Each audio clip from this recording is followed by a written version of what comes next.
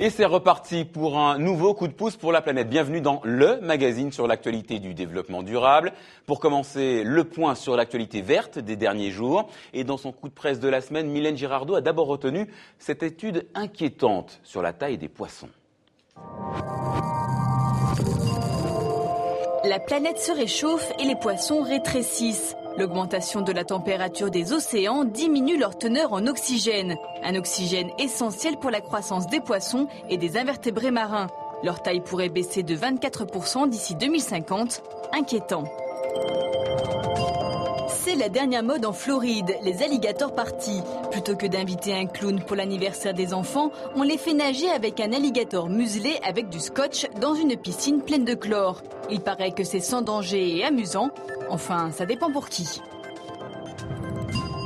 15 milliards d'euros investis d'ici 2020. Au Brésil, l'objectif est de passer de 1,5 à 5% d'éolien dans le mix énergétique d'ici 2016. Un vrai bond en avant pour cette énergie, devenue la deuxième du pays en termes de coût.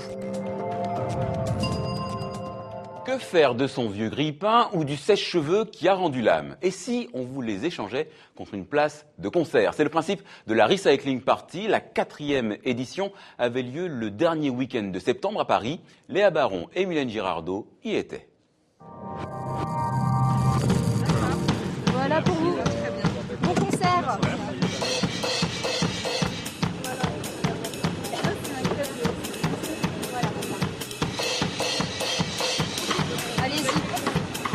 Je suis venu avec une perceuse sans fil, un peu lourd mais bon. Alors un vieux téléphone de ma grand-mère. J'ai amené un vieux sèche-cheveux qui ne fonctionne plus, donc je ne savais pas quoi faire et du coup voilà, c'est l'occasion de me donner tout en allant à un concert gratuitement. Et c'est là toute l'idée de cet événement créé en 2009. Le principe est simple, vous apportez un objet électrique ou électronique à recycler. En échange, vous recevez une place de concert gratuite. On s'était aperçu dans une étude que les jeunes adultes collectaient relativement peu. Ils avaient un geste de tri, on va dire, qui était améliorable. Et on s'est dit comment leur parler, comment leur communiquer, comment les sensibiliser à la nécessité d'apporter leur D3E pour qu'ils soient réutilisés, recyclés. Les D3E, c'est ce qu'on appelle les déchets équipements électriques, électroniques. Il y a plein de choses que ça n'est pas un D3E. Par exemple, s'il y en a, ils sont venus peut-être avec des vieux rideaux, on leur a refusé l'entrée, ça n'est pas un D3E.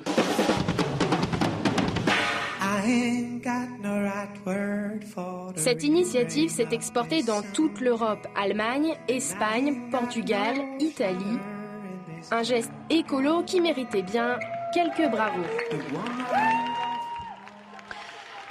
Carton rouge cette semaine aux agriculteurs de Bornéo. Regardez ces images fournies par Chani de l'association Kalawait. Non, ce n'est pas un problème technique, mais bien un paysage de l'île du sud-est asiatique. Ce sont des fumées d'incendie qui obscurcissent l'horizon. Le soleil a du mal à percer, l'air est irrespirable. La faute à des incendies incontrôlés, car chaque année, les exploitants forestiers défrichent par le feu.